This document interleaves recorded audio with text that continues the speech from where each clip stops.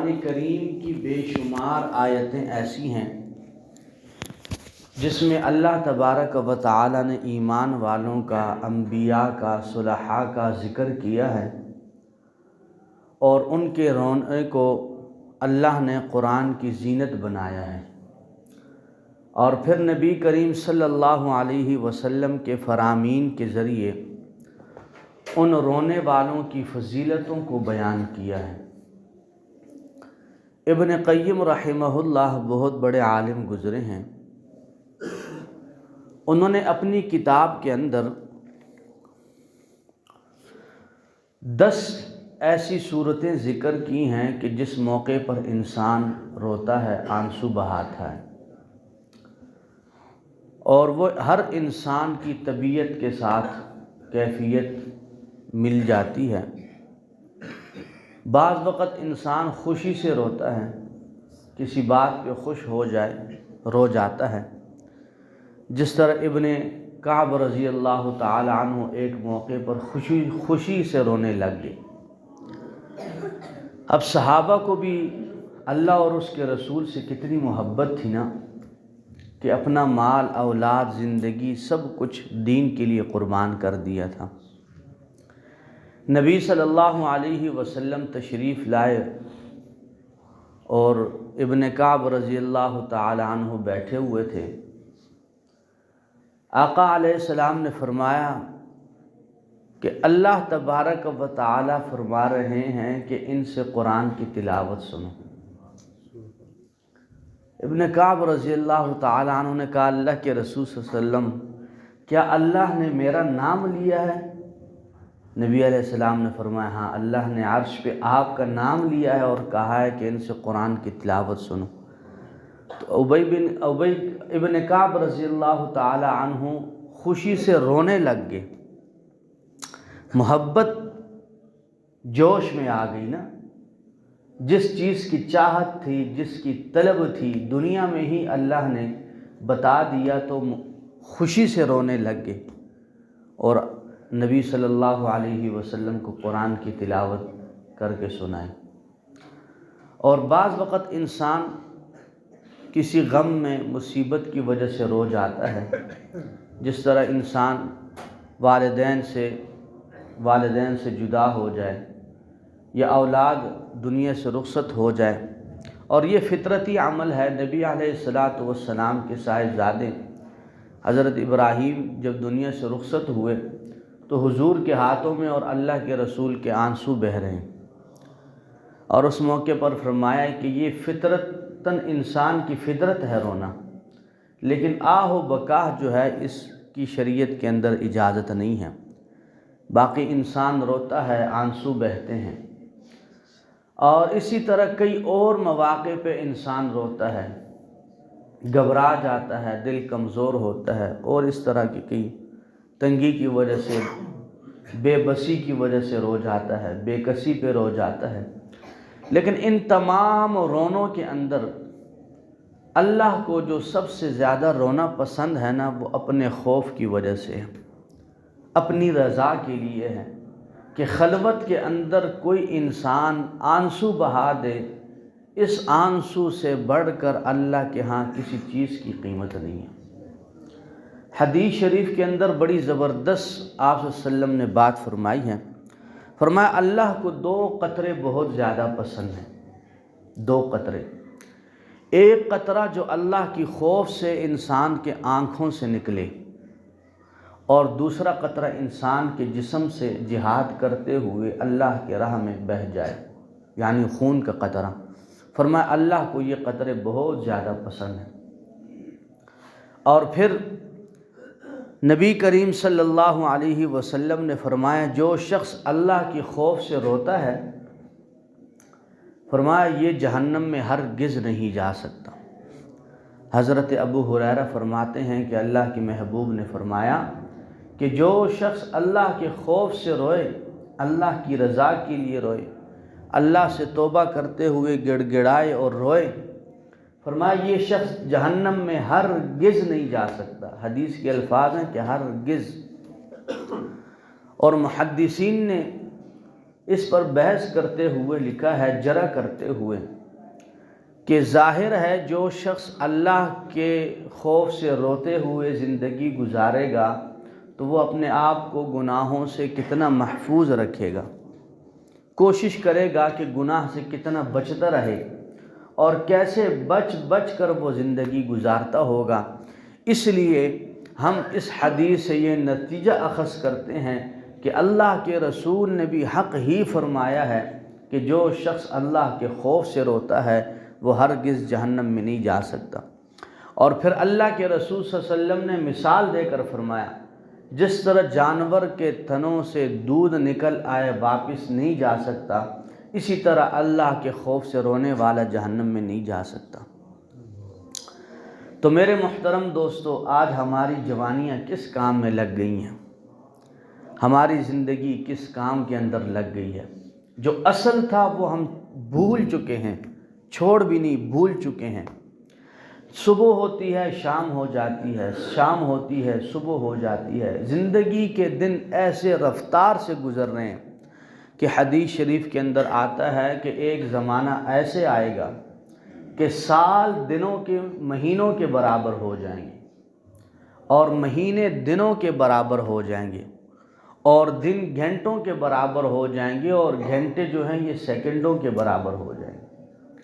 اور یقین جانیے، اگر میں غلط نہ کہوں تو ہمیں تو یہی محسوس ہو رہا ہے کہ ایسا ہی ہے۔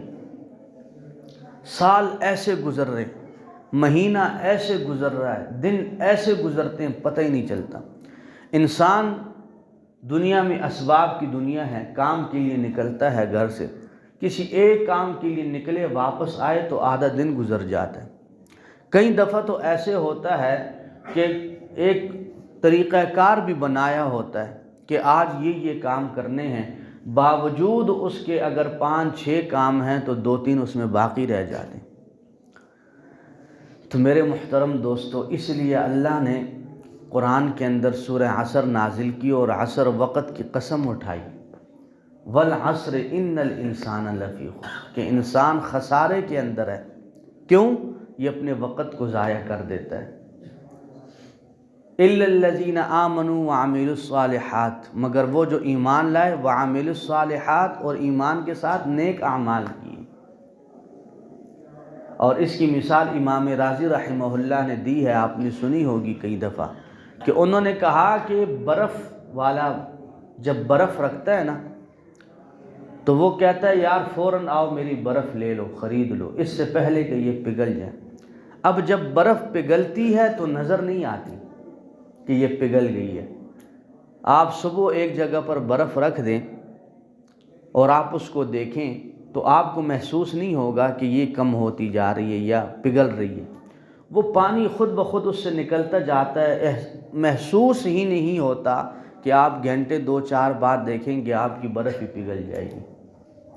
اسی طرح یہ وقت بھی اتنا قیمتی ہے اور اتنا نازک ہے کہ اگر انسان غفلت میں رہ گیا تو یہ ہاتھ سے ایسے نکل جائے گا کہ بالکل محسوس ہی نہیں ہوگا، اور دوبارہ یہ کبھی ہاتھ میں نہیں آئے گا۔ جو دن آج گزر گیا یہ کبھی زندگی میں دوبارہ نہیں آئے گا۔ آپ اور میں اگر اپنی عمروں کو دیکھ لیں تو یوں محسوس ہوتا ہے کہ یار ابھی تو ہم بڑے ہوئے تھے، ابھی ہی تو ہماری اوپر ذمہ داری آئی تھی، ابھی تو ہی ہم نے کچھ سمجھنا سوچنا شروع کیا تھا، اور آدھی زندگی کے 30 سال 32 سال 35 سال 40 سال گزر گئے۔ یونیورسٹی سے فارغ ہوتے ہوتے پتہ ہی نہیں چلتا 28-30 سال کا بندہ ہو جاتا ہے، اور اگر زندگی 50-60 سال کی ہو تو یوں سمجھ لیجئے کہ پیچھے کیا رہ گیا۔ 40 سال کے بعد تو انسان کا وجود ویسے ہی جواب دے دیتا ہے، اور خصوصاً اس وقت میں۔ ابھی اگر میں نماز کے لیے کھڑا ہوں تو میری جوانی، میری طاقت مجھے اجازت دیتی ہے، بعد میں اللہ ہم سب کو محفوظ فرمائے ایسے وقت سے، سجدہ کرنے سے بھی انسان معذور ہو جاتا ہے، سجدہ بھی نہیں کر سکتا۔ کیوں؟ گوڑے ساتھ نہیں دے رہے، وجود ساتھ نہیں دے رہا، طاقت ساتھ نہیں دے رہی۔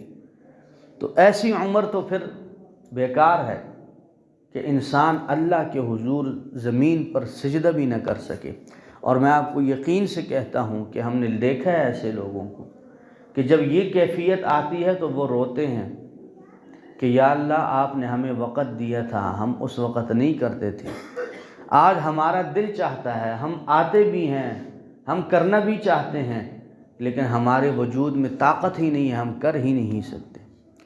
اس لیے خصوصاً نوجوانوں سے کہتا ہوں، یا جن لوگوں کو اللہ نے ابھی تک یہ ہمت طاقت دی ہوئی ہے کہ اپنے وقت کو قیمتی بنا لیں، صرف فرض نماز نہیں، نوافل کا بھی اہتمام کریں، تاکہ بڑی عمر میں جب آپ پہنچیں تو آپ کے دل میں یہ ارمان نہ رہے کہ کاش ہم اس وقت نوافل پڑھ لیتے، کاش ہم بھی زندگی میں اشراق کا مزہ چکھ لیتے، کاش ہم بھی زندگی میں چاش کا مزہ چکھ لیتے، کاش ہم بھی زندگی میں تہجد کی نماز کا مزہ چکھ لیتے۔ ہوئے لیکن والعصر ان الانسان لفی خسر، انسان خسارے میں کیوں ہے؟ وقت ضائع کر رہا ہے بس۔ اور جنہوں نے ایمان لایا، نیک اعمال کیا، وقت کو قیمتی بنا لیا، دنیا میں بھی کامیاب اور آخرت میں بھی کامیاب ہیں۔ اس لیے میرے محترم دوستو، اسی طرح اللہ کے رسول صلی اللہ علیہ وسلم نے فرمایا کہ اللہ کا عرش کا سایہ قیامت میں 7 لوگوں کو اللہ دے گا، اور اس وقت انسان تڑپے گا۔ ماں اپنی بیٹی سے بھاگے گی، باپ اپنے بیٹے سے بھاگے گا کہ میری طرف نہ آئے، اور یہ وہی اولاد ہے جس کے لیے انسان دنیا میں سب کچھ کرتا ہے، دھوپ بھی برداشت کرتا ہے، سردی بھی برداشت کرتا ہے، راتوں کی ٹھنڈ بھی برداشت کرتا ہے، سب کچھ کرتا ہے، پسینہ بہاتا ہے، خون بھی بہاتا ہے اپنا، اور کما کر لا کر اس کی خوشی کے لیے سب کچھ اس کو دیتا ہے۔ لیکن قیامت کی گھڑی ایسی ہے کہ نفسا نفسی ہوگی، یہ رشتے بھی ختم ہو جائیں گے۔ اللہ کے رسول صلی اللہ علیہ وسلم نے فرمایا ایسے موقع پر اللہ کا عرش کا سایہ ہوگا، اور وہ اللہ کے عرش کا سایہ 7 قسم کے لوگوں کو نصیب ہوگا، اور اس میں فرمایا کہ ایسے حکمران جو انصاف کرنے والا ہو، وہ اللہ کے اس عرش کے سائے کے نیچے ہوگا۔ اور پھر فرمایا مسجد کی خدمت کرنے والا، جو شخص مسجد کی خدمت کرتا ہو۔ آج کل اللہ معاف فرمائے، پتہ نہیں کہنا مناسب بھی ہے یا نہیں، مسجدوں میں کمیٹیاں بنی ہوئی ہیں، لیکن دیکھنے میں بالکل نہیں لگتا کہ یہ کمیٹیاں خدمت کے لیے، کھڑ پینچی ہے، چودراہٹ ہے، اور رشتہ داروں کے گھروں میں جاتے ہیں تو کہتے ہیں ہمارے والد صاحب، ہمارے بزرگ مسجد کے صدر ہیں، وہ بھی کہتے ہیں مسجد کا صدر بہت بڑا عہدہ ہے کیونکہ اس کے نیچے لوگ آتے ہیں اندر۔ تو میرے بھائیو، خدمت، مسجد کی جو خدمت ہے نا، یہ جو مسجد کی دھوڑ جس پہ لگ جائے خدمت کی، ایک روایت میں آتا ہے کہ اس کو جہنم کی آگ نہیں چھوئے گی، لیکن اگر نیت ٹھیک ہو تو تب۔ حضرت ابوبکر صدیق رضی اللہ تعالی عنہ امیر المومنین ہیں، وقت کے حکمران ہیں، اور جانشین رسول بھی ہیں، دنیا سے رخصت ہوئے۔ حضرت عمر نے کہا میں نے زندگی میں کئی دفعہ سوچا کہ میں آؤں مسجد کی صفائی کروں، لیکن میں جب آتا ہوں مسجد صاف ہوتی ہے۔ فرمایا جب دنیا سے رخصت ہوئے میں دوسرے دن آیا تو مسجد کی صفائی نہیں ہوئی تھی، مجھے معلوم ہوا اوئے یہ تو حضرت ابوبکر صدیق تھے جو آ کے مسجد کی صفائی کر جاتے۔ کتنے بڑے تاجر تھے، اللہ کے محبوب کی کتنے قریب تھے، لیکن مسجد کی کتنی محبت تھی۔ اب ہمارے جن ساتھی نے یہ کارپیٹ بچھائی، اللہ ان کو جزائے خیر عطا فرمائے، جس نے بھی اس میں جانے میں، خریدنے میں، لینے میں، دینے میں تعاون کیا۔ اب یہ اللہ کا گھر ہے، اس کی خدمت انسان کو جنتوں میں پہنچا دیتی ہے۔ اس لیے میرے محترم دوستو، کبھی یہ نہ کہیں کہ ایسا ہو رہا ہے ویسے، اگر آپ کو کچھ کمی محسوس ہو رہی ہے خود جا کر اس کمی کو پورا کر لیں۔ کوئی بلب فیوز نظر آ گیا، خود جا کر خاموشی سے بلب لے آئیں، لگا دیں۔ کہا نہ کریں کہ ایسا کیوں ہے، اس سے اللہ ناراض ہوتا ہے۔ مسجد اللہ کا گھر ہے، کسی بندے کا گھر نہیں ہے۔ اس لیے میرے محترم دوستو، خدمت کس کو کہتے ہیں کہ جو خاموشی سے ہو، اللہ کی رضا کے لیے ہو۔ جو اللہ کی رضا کے لیے نہ ہو، جو خاموشی سے نہ ہو، وہ تو ریا میں آ جاتی ہے، اور ریا کو اللہ کے رسول نے شرک کہا ہے کہ نیکی بھی کرتے ہو اور لوگوں کو دکھاتے بھی ہو۔ اللہ ہم سب کو مسجدوں کی خدمت کی توفیق عطا فرمائے۔ اور پھر فرمایا تیسرا شخص وہ ہے کہ جو خلوت میں رونے والا ہو اللہ کے ہاں، یعنی کہ اللہ کی خوف سے آنسو بہانے والے کو اللہ کے عرش کا سایہ نصیب ہوگا اس دن جس دن نفسا نفسی ہوگی۔ اور پھر اسی طرح فرمایا کہ جو اللہ کے رضا کے لیے دوستی کرے۔ اللہ کی رضا کے لیے دوستی کیا ہے؟ اصلاح کی نیت سے، دین کے لیے، جس طرح جماعت والے ساتھی ایک دوسرے سے ملاقات کرتے ہیں، مقصد کیا ہے ملاقات کا؟ کہ بھائی نماز کی طرف آ جاؤ، بھائی روزے کی طرف آ جاؤ، بھائی مسجد کی طرف آ جاؤ۔ اس کے علاوہ بھی رشتہ داروں میں تعلق ہے، کس لیے ہے؟ اللہ کی رضا کے لیے۔ فرمایا ایسے تعلق رکھنے والا جو اللہ کی رضا کے لیے تعلق رکھتا ہو، قیامت کے دن اللہ کے عرش کے نیچے ہوگا۔ اور پھر فرمایا جو زنا سے اپنے آپ کو بچائے۔ کوئی عورت کسی کو زنا کی دعوت دے اور وہ خوبصورت بھی ہو، مالدار بھی ہو، اور یہ اس کی اس دعوت کو ٹھکرائے اور کہے کہ میں اللہ سے ڈرتا ہوں، فرمایا ایسے شخص قیامت والے دن اللہ کے عرش کے سائے میں ہوگا۔ اور پھر فرمایا ساتواں آدمی وہ ہے جو خاموشی سے اللہ کے راہ میں خرچ کرنے والا۔ تو میرے محترم دوستو، حضرت ابو ذر فرماتے ہیں کہ نبی علیہ السلام نے فرمایا کہ اے لوگو، جو میں جانتا ہوں اگر تم جاننا شروع کر دو تو تم ہنسنا چھوڑ دو اور کثرت سے رونا شروع کر دو۔ اور پھر فرمائے لوگو، جو میں جانتا ہوں اگر تم جاننا شروع کر دو کہ اللہ کی جہنم کیسی ہے، اللہ کا عذاب کیسا ہے، اللہ کی پکڑ کیسی ہے، تو فرمایا تم جنگلوں کی طرف چلے جاؤ اور اپنی عورتوں سے لذت لینا بھی چھوڑ دو، جو حلال ہے، جس میں ثواب ہے، جو جائز ہے۔ اور ایک موقع پر فرماتے ہیں صحابہ کرام کے نبی علیہ السلام قبر کے پاس تھے، ہم بھی ان کے ساتھ تھے، نبی علیہ السلام رو رہے ہیں۔ ہم نے پوچھا اللہ کے رسول کیوں رو رہے ہیں؟ فرمایا اس جگہ کی تیاری کرو۔ کیا فرمایا؟ اس جگہ کی تیاری کرو۔ یہ میرے اور آپ کے کہنے سے نہیں ہوگا۔ ایک شخص گزرا، لوگوں نے کہا یہ بہت اچھا ہے، اللہ کے رسول نے فرمایا نہیں ہے۔ ایک اور گزرا، لوگوں نے کہا یہ اچھا نہیں ہے، اللہ کے رسول نے فرمایا اللہ بھی اس بندے سے محبت کرتا ہے، اس لیے اپنے اعمال درست کر لیں، وہاں میرے کہنے سے کچھ نہیں ہوگا، وہاں اپنے اعمال کام آئیں گے۔ اس لیے اللہ کے رسول ایسے موقع پر رو رہے ہیں اور فرمایا لوگوں اس قبر کی تیاری کر لو، یہ جنت کے باغوں میں سے ایک باغ ہے اور جہنم کے گڑھوں میں سے ایک گڑھا ہے۔ میرے محترم دوستو، اللہ ہمیں دین کی سمجھ عطا فرمائے، محبت عطا فرمائے اور سنتوں کے مطابق زندگی گزارنے کی توفیق عطا فرمائے۔